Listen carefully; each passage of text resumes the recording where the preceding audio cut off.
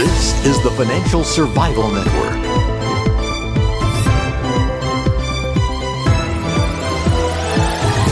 Now more than ever.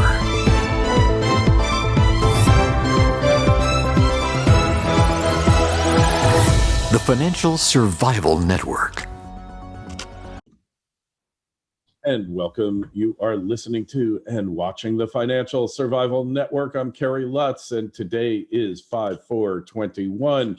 Well, we're seeing some weakness in broader indices as well as some of the FANG stocks. We've seen record earnings coming out of Apple and Amazon, and the market has rewarded those stocks by driving them lower. And is that a thing? Is that a start of things to come, or is it just another day at the office? I'd like to know your opinion. Why don't you send an email to my personal address, which is kl@kerrylutz.com. Right now, our good friend Mish Schneider is with us, and Mish, hey, when it comes to the market and trading, you are one of the people whose opinions I take seriously, and you can't take everyone seriously, but you know, like, hey, based on your past performance, on your strategies here, on your book, which definitely is must reading if you're a trader, Plant Your Money Tree. I have a money tree, but it wasn't in the stock market, but they went and chopped it down on me. And there's no seedlings coming to take its place. But so much for tired analogies. What are you seeing in the market, and is this time to be really concerned about where it's heading? Well, right now, as you so eloquently mentioned in the beginning, the earnings coming out really strong will sort of put the kibosh on the actual, especially NASDAQ market and all those mega cap stocks, which were finally starting to show some leadership. They've actually been lagging behind really since the pandemic nadir, behind all the small caps and the value stocks. But the real picture has been the inflation story, and that's something, Kerry, you and I have talked about now for quite some time, was how inflation was going to heat up. And it's interesting that Yellen, who came out today saying that rates may have to rise because the economy is overheated, just a couple of days ago said that she didn't see any real inflation happening, and that if there were going to be any, it would be transitory. So I think you have a situation now where people in the market are confused. Is the economy overheating? I think it came back faster than what we thought because of the vaccine, but it's certainly not being followed by the economies around the world. And some countries like India are still really struggling with the virus. England just came out and said they're in an official recession.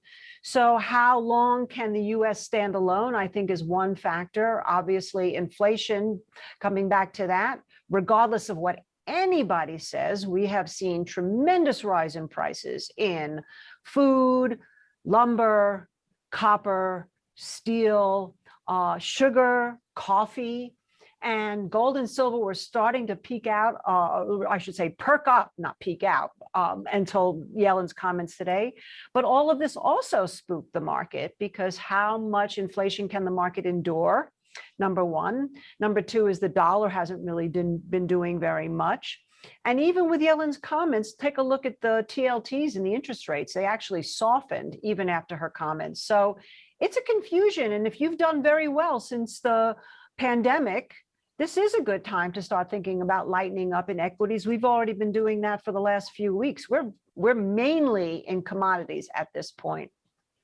Commodities, and Dr. Copper is definitely has been sending out signals. We're at near all-time highs for copper, and copper's in everything, right? You can't have a modern economy grow without copper. We're potentially hitting supply deficits. But even before all this, when copper started going up, I said, I don't believe it's an economic growth story. I believe it is an inflation story where pretty much the purchasing power of all major currencies out there are declining due to phenomenal growth in money supplies, money printing, the pandemic, all these things. Are the world's central banks in a position, Mish, where they can actually take the punch bowl away from the party and actually cut down on monetary growth and stimulus? Well, ideally, they should have been doing it into this rally. Instead, Powell and Yellen, who now seem to be a bit at odds, has been saying just the opposite, that he's going to keep the rates low and he's going to keep the bond buying program going with no real tapering in sight at this point till maybe 2022, 2023. So there's so much going on right now. It's really hard to ascertain. So what I like to do when we get to the point where there's so much noise, there's opposing viewpoints and opinions, then of course you have the whole infrastructure ordeal about to come up, taxes, who's going to pay for it, et cetera, et cetera, et cetera. This is where I like to go under the rock and just look at the pure price action.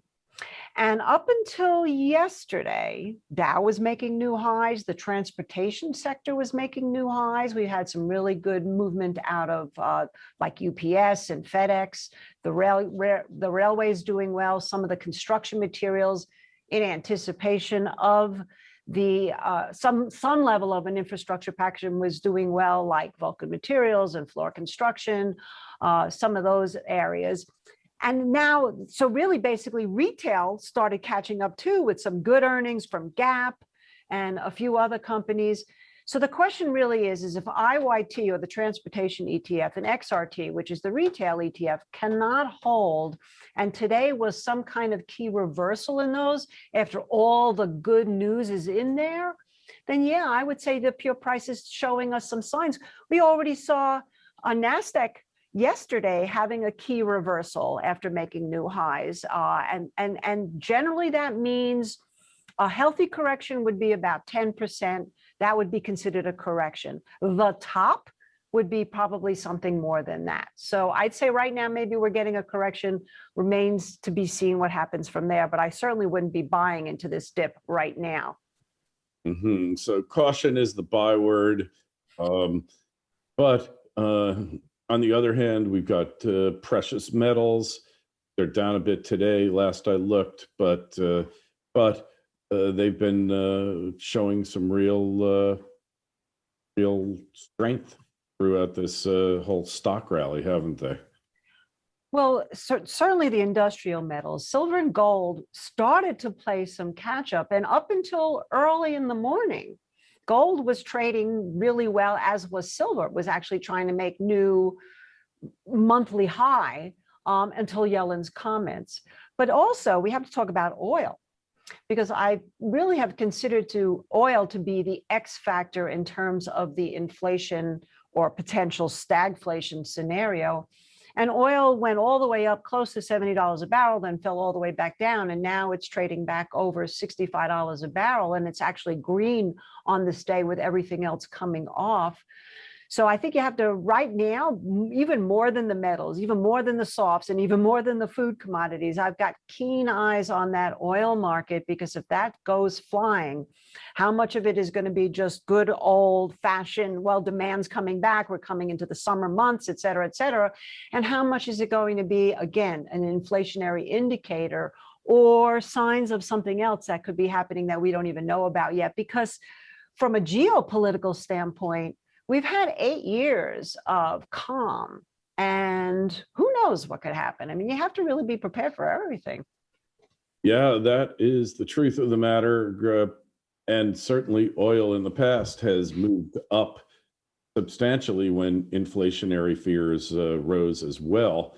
So all of this, I don't know if you caught the article recently, but there's a shortage of truckers who can actually bring the oil to your gas station. You know, you see those tank trucks filling up. I generally try not to fill up when they are, because they stir up the tanks, but that's as an aside. But the fact is, we could see isolated shortages. We saw them in Las Vegas recently, and that could spread. Absolutely. We already know that there's been the storage tanks and the tanking companies like Scorpio Tankers, which we had a long position in for quite some time. We're out of it now, probably regrettably. But they're having issues. And of course, the whole supply chain situation has been a factor as well. So what's happened is that up until really this week, things seem relatively orderly in the market and relatively orderly, even in the whole administration. And now all of a sudden it seems, and I mean, I saw a joke out there today that who knew that the announcement of Bill Gates and Melinda getting divorced would be the top of the market. I mean, you might as well throw that one in there too, because what it does is it represents something that we've really counted on as a great stable relationship. Now, not necessarily so stable. Yeah, well, it goes to show you that you just never know when it comes to the market and when it comes to relationships, right? Exactly. And that's what the market really is all about, is relationships. Yeah, I guess when you look at it that way, true. But realistically, I know he's got a boatload of money, one of the top 2 richest people in the world. But, is that really enough to make any difference to the market? No. I mean, but just this kind of a funny aside, I was reading today that they didn't have a prenuptial agreement. But I mean, I don't think that's really much of a factor. For 27 years, they've been married. And, I mean, I think she was, I just thought that was really funny. That's all, that there's no prenup. Hey, well, has he been hanging around with Jeff Bezos too much? That's the question there. Bezos Right. didn't have one either. But, in these mega divorces or giga divorces, for lack of a better term, generally it involves one person writing a check to the other and going about their merry way. It's not like the little people's divorces where everything goes 50-50. No, there's a lot more to it than that, for sure. And it's just going to be interesting to see what the ultimate settlement will be. And I'm sure the tabloids will be full of this. Maybe it's really just a distraction from what's going on here, Mish. I don't know. But, it's funny, speaking of relationships, when you look at what the expectation was for the Biden administration, it was for oil and gas to go down and alternative energy to go up. And here we have exactly the opposite. The solar space is really doing poorly. In fact, SolarEdge, which reported yesterday, tanked about 13% when I last looked at it this morning, spiraling down all of the solar energy stocks, and including TAN, the ETF for it, while USO and the oil and the energy sectors are doing much, much better. So this is why I really try to stay away from speculation on anything that has to do in the political realm, especially, and just look at the price. So we'll see what happens. And even though there will be a lot of negotiation about the infrastructure package, clearly, the point is that I don't think anybody will disagree that we need an infrastructure package. We are really dismal compared to the infrastructure globally. You look at Asia compared to us, we look like a third world country. And then even in terms of just 5G would really put us on the map competitively. So we'll see. And that could be the big surprise. It could be, I mean, who knows? It could be that there'll be some better compromise between 2.3 trillion and I forget what the number is, but something like 590 billion that the Republicans are offering. Well, I guess somewhere in the middle, nobody's real enthusiastic about this so-called infrastructure project. It's politics. A lot of money goes to places where it shouldn't, politically driven, bridges to nowhere. And Lord knows we need so many bridges to somewhere replaced that you would think they might actually take this seriously. But, Will Rogers said every time Congress makes a law, it's a joke. And every time they make a joke, it becomes a law. So I don't have any great confidence in them in that regard. So looking ahead, cryptocurrencies seem to be a bright spot there. But when we compare the chart from Bitcoin 2017, 2021, there's some eerie similarities, shall we say. I just want to just finish the point about the infrastructure before we talk about crypto. And because I want to say that the stagflation scenario that you and I have kicked around now for even long before it was on anybody's lips, without some real growth in the economy other than the coming back from the pandemic to some level of normalcy, and without real job growth, there is not going to be a huge surge in the economy as we're going to get into the end of 2021 and into 2022. And that's why the infrastructure package is so important, because that would really be the area that could take us into a rising GDP above and beyond the spike that we saw on the way down and now on the way up. So I just wanted to add that it's really important, but that's, again, it doesn't, no one's going to care what I think, certainly. So, but what I will say is that if it doesn't, you care, thank you. But if it doesn't happen, you know, we know what the end result is going to be. There will be that stagnation of the economy and the stagflation with the rising prices. So this is my worst fear and has been my worst fear. Now let's switch to crypto, because actually it's a good segue. So up until really, well, pretty much all the way through, I don't know, the end of 2020 into more recently, the younger generation has been looking at crypto as a hedge against inflation. And there was this whole debate between gold and Bitcoin. Bitcoin is better than gold, et cetera, et cetera. And I think what we're starting to see now is with Ethereum coming up, a whole new player has arisen in the crypto space, which is taking market cap away from Bitcoin in crypto. So the market cap right now of Ethereum is like 18%, and the market cap of Bitcoin in the crypto space is now back under 50. So there's a whole bunch of reasons for that. Part of it is this whole new thing, DeFi, which is the decentralized finance.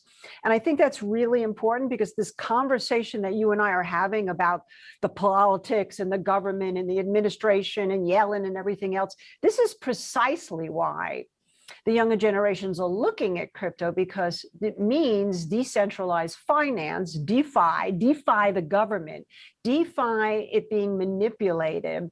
And that's why we're starting to see all this movement now into Ethereum and even Dogecoin, which really has absolutely no value whatsoever, except for the fact that the Oakland A's just said that, I actually wrote it down, so I would, 100 Doge will get you 2 seats for an Oakland A game. That's about the only value we've been able to find related to Dogecoin. But from a philosophical and psychological standpoint, it's really rising up in the younger generation is we don't trust the government. We don't trust the central banks. We don't trust the whole system the way it is. So we're going to be looking at this DeFi, these other ways to finance.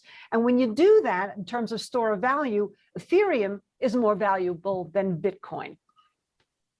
Very true. And technically, from a technological standpoint, Ethereum is way superior in numerous ways. Speed of transactions, the ability to use it in other blockchain applications, a lot of things.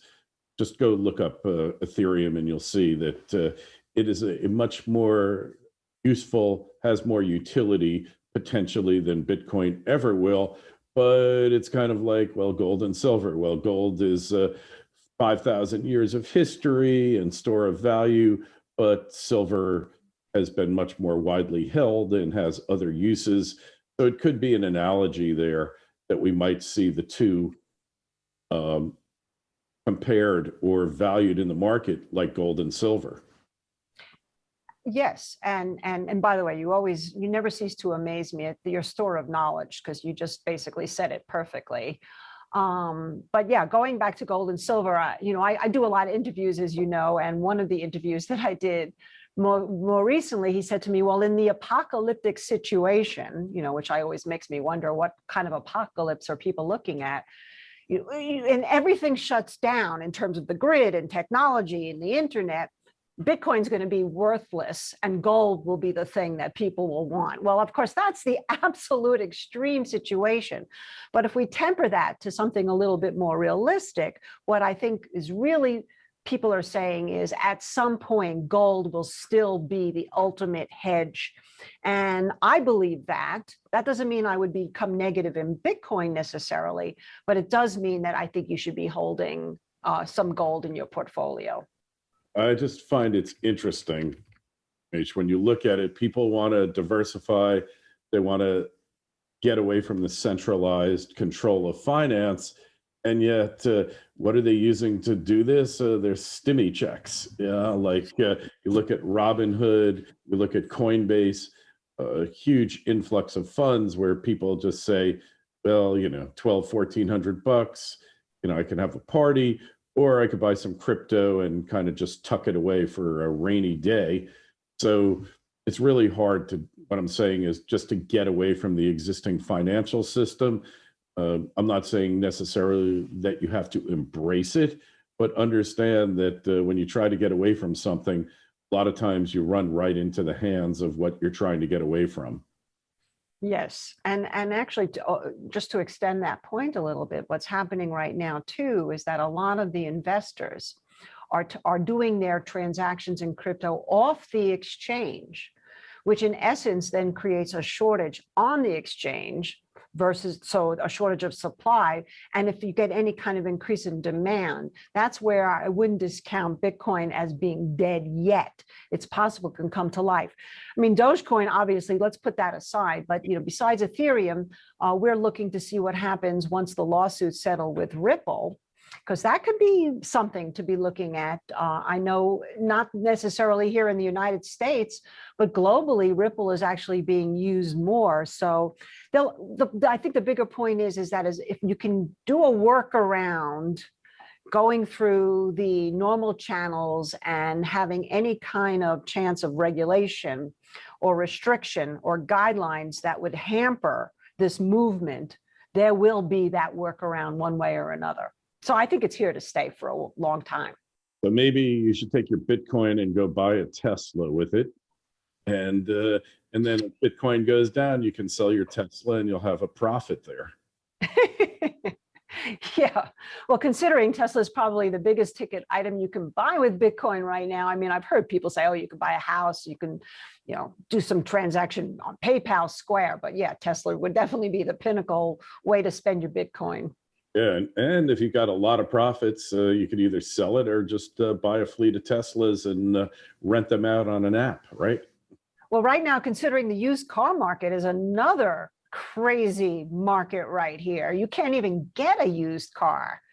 Yeah, probably not such a bad idea. Yeah. So let's talk about Tesla. So they had these, I'll use this in quote, earnings. And what I find really interesting, Mish, is like we haven't had a truly industrial growth company in this country in quite some time. Arguably, you go back 20 years when computer makers, tech, but became commodified during that time. That was the last time we had it. So people really don't understand a growth industrial company. Yes, Tesla has tech and all that, but they're still selling cars. I mean, they make cars, that's it. Forget about the other businesses, put that aside. The fact is, when I remember a long time ago when I was in my college finance course, we had a really good guy. He was an easy grader. I think that's why I took the course, but he was really good. And he explained the life cycle of companies. And when companies are in the growth phase, they don't make a heck of a lot of money, especially with the way the tax code set up now, which is to encourage you to purchase as much CapEx as you possibly can and minimize your profits. So the fact that, basically Tesla, if it wasn't for their Bitcoin holdings, pretty much would have been negative cash flow and negative profits. What do you think about that? You hit on so many different themes here. So one of the things that came to mind was, as you were talking, was the whole conversation between Buffett and Munger this weekend. about how cryptocurrency is disgusting, and I forget what other words they use. Use of terrorists, used by terrorists and kidnappers. Sounds a lot to me like the U.S. dollar, but without judgment. Exactly. But anyway, to me, what I was going to say about those two 97-year-old men is not to take anything away from obviously the fact that they've been hugely successful in their lives. They made their money at the period of when there was real growth in this country, when there was industrial growth in this country, when this country was really starting to become a superpower in terms of industry and manufacturing. And since then, you are 100% correct. We really have not seen that. We've seen innovation in obviously Silicon Valley and technology and the internet and all of that kind of stuff. But that does not necessarily translate, and this goes back to what we're talking about with infrastructure, it does not necessarily translate into economic growth in this country going from America, made in America. You know, the idea of what we were starting to see in the small caps at the beginning of this year, which was this optimism that we would come back to some industrial growth. We actually now, the trade deficit, of course, just went up. Imports are still exceeding exports. This has to change. Otherwise, we will be in some trouble here. And whatever just happened in terms of these all new time highs will become the history lesson and the aberration. So yeah, I agree with you. And Tesla is a great example of technology and future thinking, but really, yeah, it's certainly not enough. And it would be great. I'm rooting for that. I'm hoping for that. Yeah, and even Tesla, it's they're going to be making more money from their international operations soon. Between China and Berlin, they'll probably be opening in India shortly.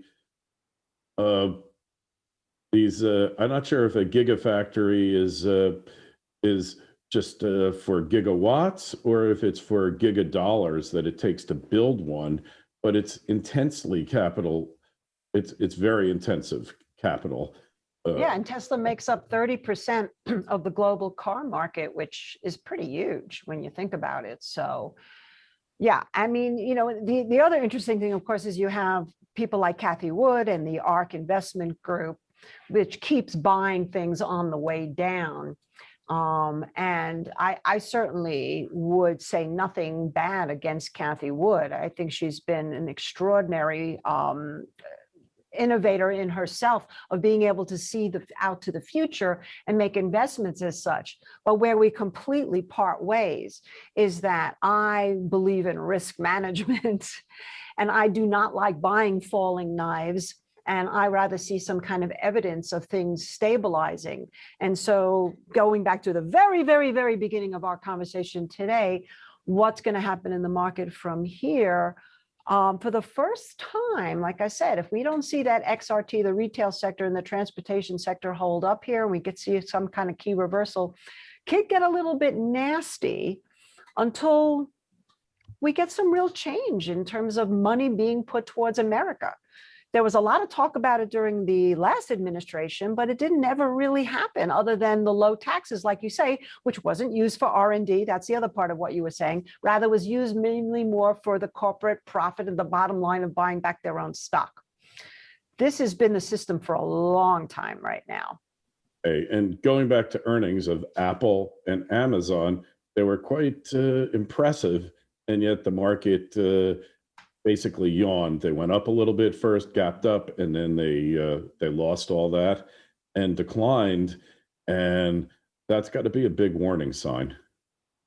Absolutely. Like I said, the mega cap stocks actually were not impressive at all for the last 7 or 8 months, up until the last month when Microsoft started rallying and Amazon started rallying again.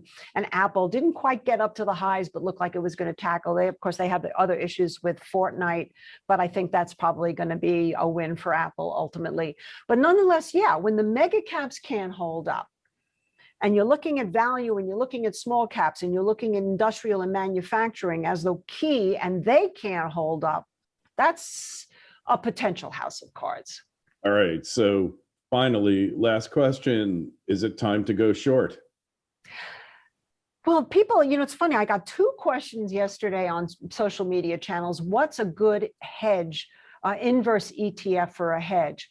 And I refuse to answer the question because you cannot just answer that without knowing what somebody's portfolio is, how much exposure they have, how diversified they are. So I'm mentioning that to you because in terms of just going short, there's always going to be pockets. Like I said, there are some areas and sectors that are still doing pretty well, while others are doing really poorly and are maybe even at the point of being oversold. So instead, I think we should probably look at Vix and volatility, because that has been showing tremendous complacency until today, where you now have VIX clearing back over 20. It actually cleared a 50-day moving average, which it hasn't been since March, which is not that long ago, but that was the last time we got the spike. But we get these spikes of volatility and then the complacency comes back. If that really switches and we see volatility increase a little bit over the next couple of days, I'd probably look to go short NASDAQ as first. And you can look at QID on that, which is the inverse ETF to the Qs. I would definitely look at volatility. And in spite of what Yellen said today, you might want to look at those bonds again, because they also are clearing a 50-day moving average. When everybody looked at them as dead and yields were definitely going to rise, they're still showing some level of a flight to safety here today. Our perceived safety, and sometimes that's all you need is the perception of safety. Well, and be nimble and whatever you do, except commodities. I think you can sit with commodities. Yeah, they don't show much sign of backing off, do they? Not really. All right, so just tell us again the best place to find you and connect with you on the web. At Market Minute is my Twitter handle, but you can find me on LinkedIn. I do morning stories on Instagram. That's Mish Schneider, M-I-S-H, and our website, which is www.marketgauge.com, where we have some good free content and also a really good way to just sort of navigate and see what we do with the company. All right, and there's a link to that in the show notes to this interview on Financial Survival Network. Make sure you go and sign up for the free newsletter. While you're at it, send us an email. We'll forward it off to Mish, and email address is kl@kerrylutz.com. Always a pleasure. We'll talk to you again real soon. Thanks, Mish. Thank you, Kerry.